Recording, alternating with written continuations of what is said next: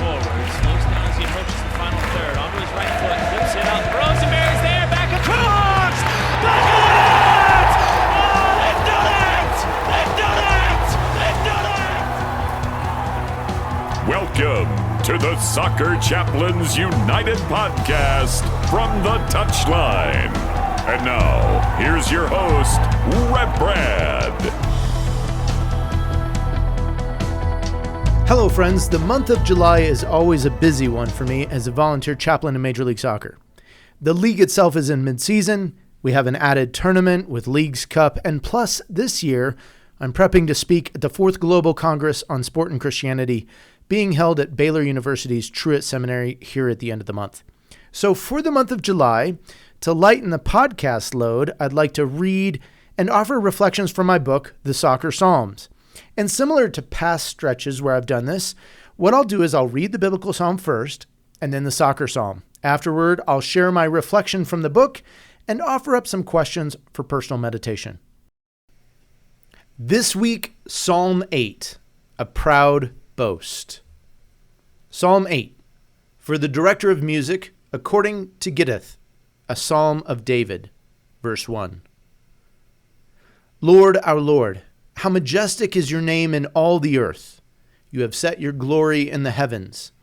Through the praise of children and infants, you have established a stronghold against your enemies to silence the foe and the avenger. When I consider your heavens, the work of your fingers, the moon and the stars which you have set in place, what is mankind that you are mindful of them? Human beings that you care for them. You have made them a little lower than the angels and crowned them with glory and honor. You made them rulers over the works of your hands. You put everything under their feet, all flocks and herds and the animals of the wild, the birds in the sky and the fish in the sea, all that swim the paths of the seas. Lord, our Lord, how majestic is your name in all the earth.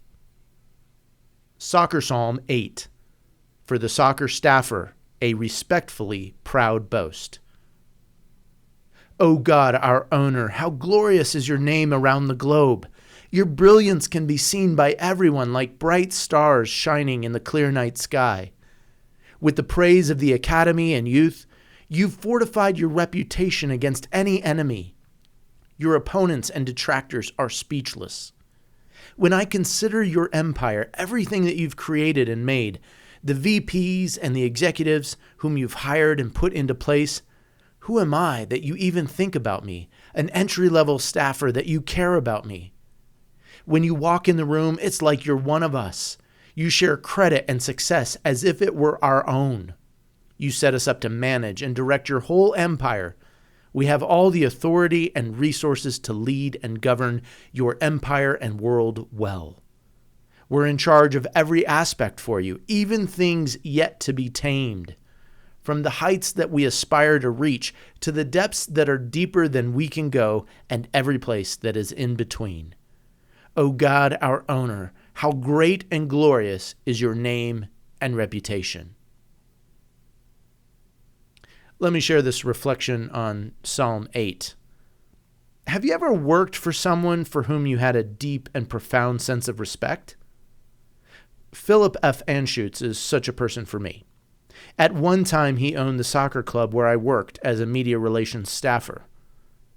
Now, Phil is a quiet, some might say reclusive by current cultural standards, billionaire owner with an extensive business, sports, and entertainment portfolio.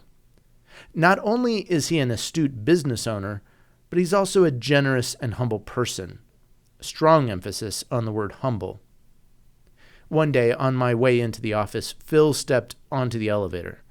Of course, Phil was not alone. Escorted by two men, I assumed they were bodyguards by their sheer size. The person I beheld wore a modest pair of blue jeans, a simple button-down shirt, a bolo tie, and cowboy boots.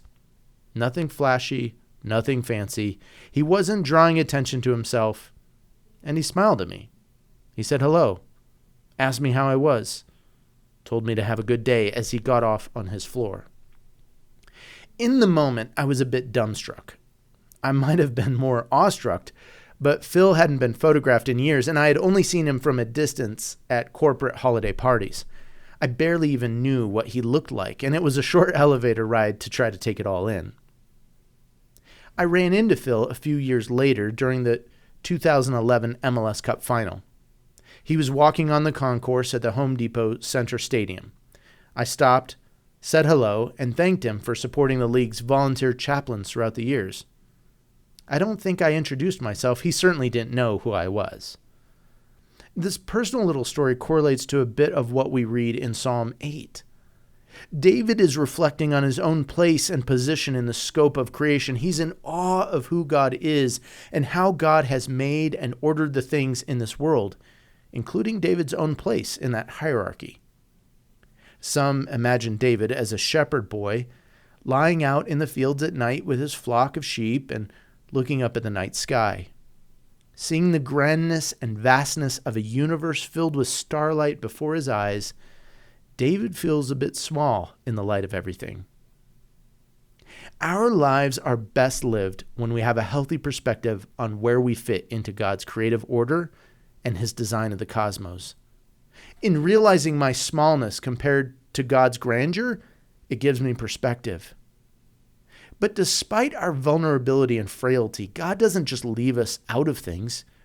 He elevates us, invites us into a partnership of caring for the created world. David writes that mankind has been created just a bit lower than God himself. James M. Boyce, a commentator, speaks about this in Psalms Volume 1. He points out that humanity has been put into this mediating position between God and the rest of the living created order. It really is an honor. Trouble happens, though, when we disbelieve or deny God's existence. In doing so, we position ourselves as the superior being.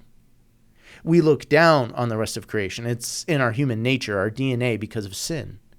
We avoid the upward gaze. It's easier to elevate ourselves and look down on everyone and everything else.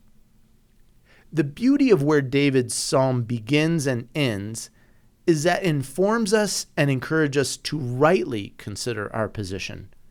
We ought to look up to God. When we rightfully understand our place in this world, all other pieces are in proper order. God is superior in all ways, full stop. In and through the person of Jesus, we come to understand that God has entered into our world and enables us to see more clearly. It's like getting on the elevator with one of the richest people in the world. It gives you perspective. No matter how successful or famous or popular that I might believe myself to be, it's nowhere near Phil Anschutz. And there are those who are even wealthier than he is. In writing the soccer psalm, the idea of God as owner doesn't really capture the full extent of his empire or kingdom. It doesn't begin to capture the sense of his rulership and authority and majesty. Also of note, many times soccer fans and employees will hold disdain toward or disregard ownership. We might struggle with an association between God and owner because we've never really experienced a good and generous owner. We've never had a good work environment whereby we might hold a sense of pride. Here's where I wish that you could have been with me that day that Phil Anschutz stepped onto the elevator, or at the holiday party, or on the concourse at the soccer stadium. I'm sure that Phil has his own personal and professional quirks, foibles, sins, and shortcomings, so don't read me as putting him on some high, unreachable pedestal, but I've encountered more of his humility, his generosity, and seen more of his heart for people. Well, God is exponentially, by 1 billion times, a greater owner than Phil Anschutz could ever be. And the great thing is, he invites us to work alongside of him. He shares the rule, the reign, the responsibility of stewarding and managing the creation. Not only this, but he shares the glory and the honor too. We're not just the employees who do all the daily work and don't reap any inheritance and reward. We're made sons and daughters. We have a kinship claim, and we are the unlikeliest of people to deserve it. The Bible encourages us to consider ourselves and the work that we do as if we're working not for human masters, but for the Lord. You can read more of this in Paul's letter to the Colossians, chapter 3. In the light of our Christian faith, it doesn't matter if we are the stadium cleaner or the superstar player, all of it might be done for His glory and for our good. Here's a few questions for personal meditation. First, think of your own work history or think about a club or team that you were part of. Make a list. Identify, in general terms, if you were proud to work there or ashamed or somewhere in between. Maybe create a scale and rate it. Now think for a moment about your different bosses, employers, coaches. Which of them empowered you or healthily enabled you to do your job well? Do you keep in touch with them? What if you were to take the time to write a short note of encouragement and thankfulness for something they taught you or a way that they enabled you to take steps in your career? Finally, what are the marks of excellent ownership, excellent leadership? Think through those things. Well, thanks for listening, my friends.